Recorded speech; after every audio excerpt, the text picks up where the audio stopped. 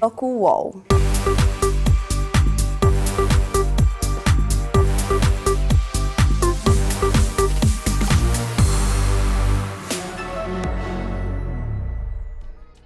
Përshëndetje dhe mirë se vini edhe këtë të diel në Doku wow. Faleminderit shumë për suportin që më keni dhënë episodin e kaluar, kështu që kam me vazhdu me bo më të mirën edhe në episodat e ardhshëm. Sot, ndryshe prej herës së kaluar, kemi një mysafir krejtësisht ndryshe.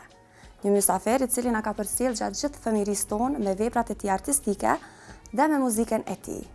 Sonte me neve është Ermal Feyzullahu. Mirë se erdhe. Mirë se gjeta, faleminderit shumë Regina.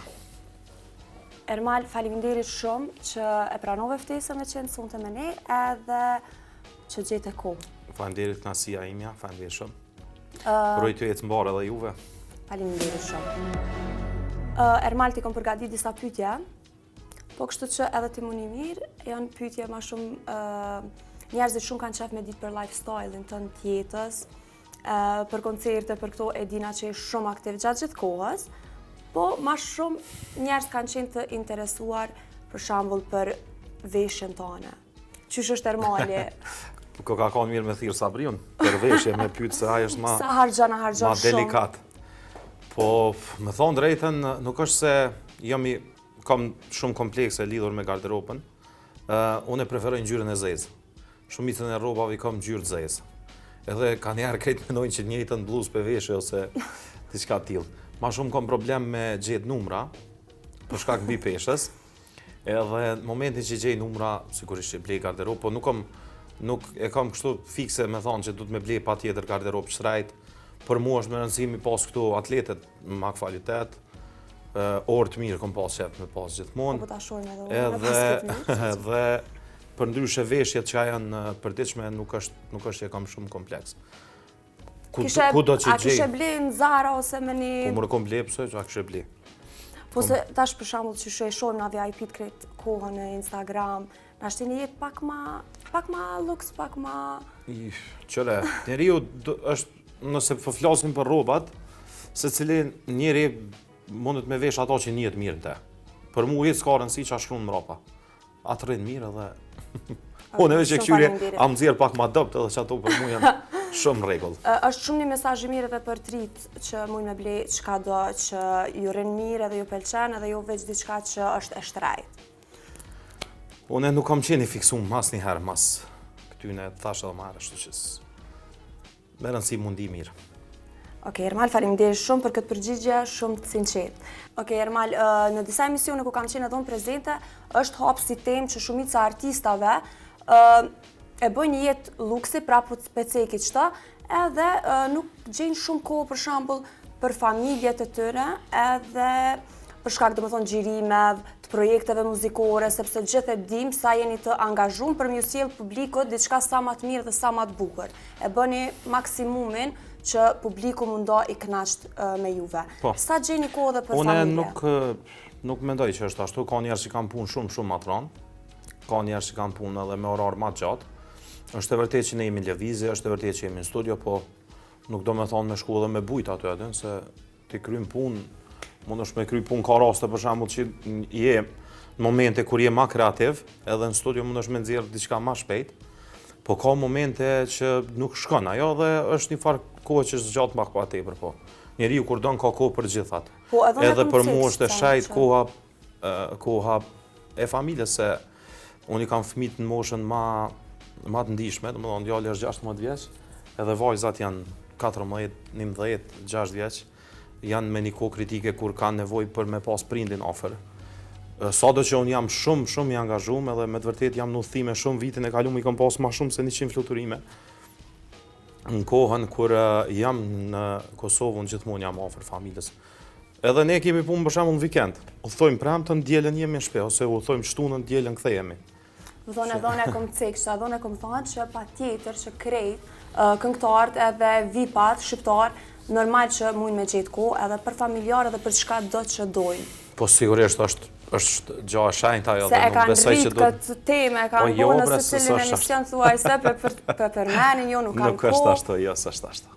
E për këtë pjesën jetën do me thonë që dalin shumë, ose bojnë qytetin e luksit, se natë kena pa që përnime edhe pushimet i kalon për shembull gjatë gjithë verës me familje, ju përkushtohet shumë, edhe bën një jetë shumë familjare. Po, normal. Po për mua është, one nëse s'muj me qeni dashtun edhe i afërt me familjen temë, s'muj me qeni afërt as i dashtun me asken.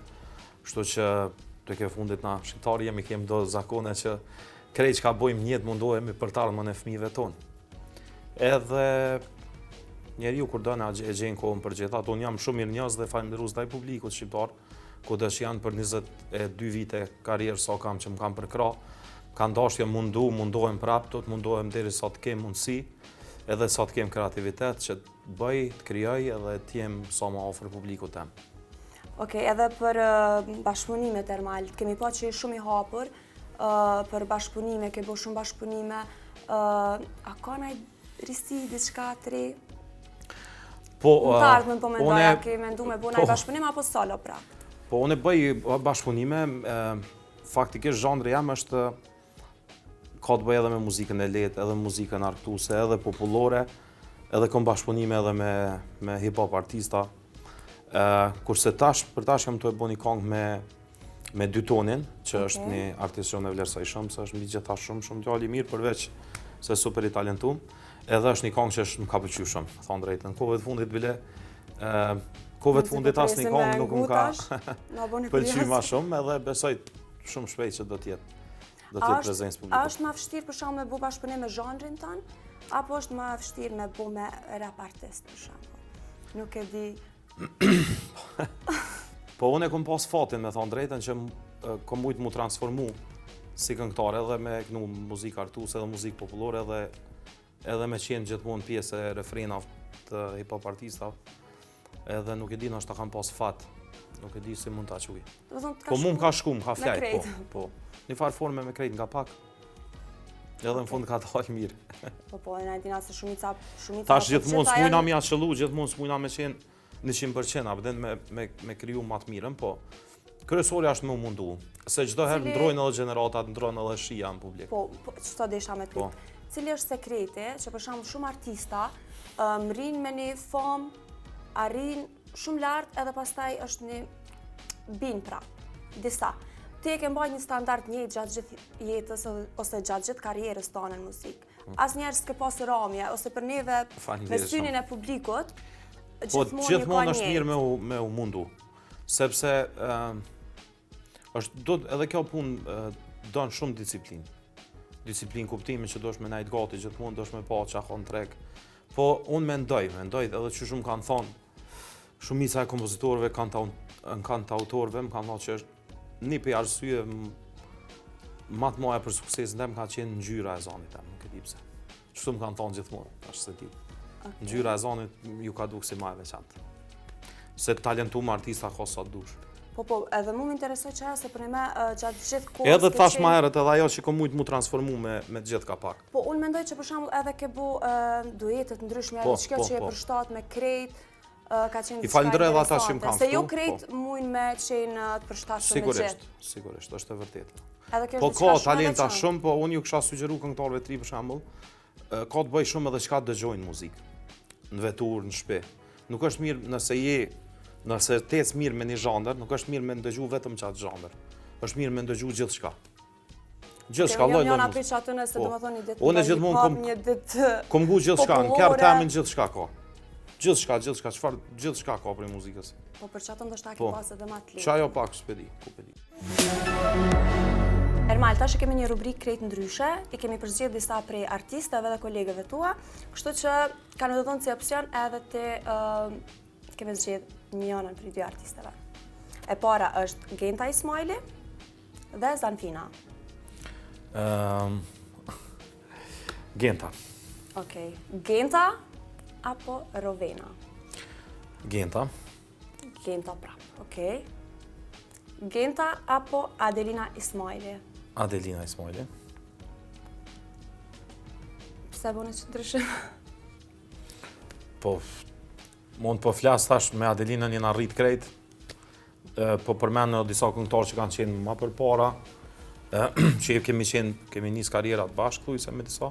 Po Adelina ka qenë që me thonë, artiste para ketë neve dhe besoj edhe këta jam na qaj për mene, nuk ju ngele teatri se... Adelina apo Leonora Jakupe? Leonora, okej. Leonora ka nejt ma... Adelina është ka vite që u tërhek nga skena, sepse ne të gjithë jemi rrit me Adelina Ismaili. Okej, Leonora Jakupe apo Fife? Fifi. Fife apo Kida? Se me Kidën e dim që Po, Kidën kam... bashkëpunime Pe përzjeli Kidën, edhe pse Fifi është super artiste, është shumë kreative, është shumë punëtore, është shumë e mirë, po e gjinë gjithë kolegë që Kidën e kemi edhe hyrje dalje familjare, kështu, e kam mas, si motër tem të vogël e kam. Okej, Kida. Kida apo Ylka Kuqe? Se e dim që edhe me Ylka... Po, edhe Ylka është super këngëtare, na vjen me bashkëpunu shumë, në përdarsma është një pi artiste më të mira, po prapë do të me përzjell Kidën. Prapë Bja shumë keq. Okej.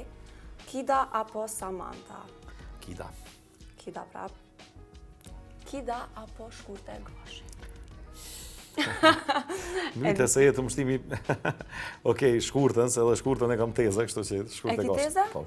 Okej, është... Shkurtja është për i fshatit Dardhisht, është e komunës për i ka është nona jam, kështu që po shkoj me temin. Ermal, faleminderit shumë që ishe sot me neve. Faleminderit shumë, knasja imja, faleminderit Brike edhe ty uroj të ecë mbarë. Faleminderit shumë. Faleminderit që ishte me neve edhe këtë javë. Shihemi javën tjetër me një personazh krej tjetër.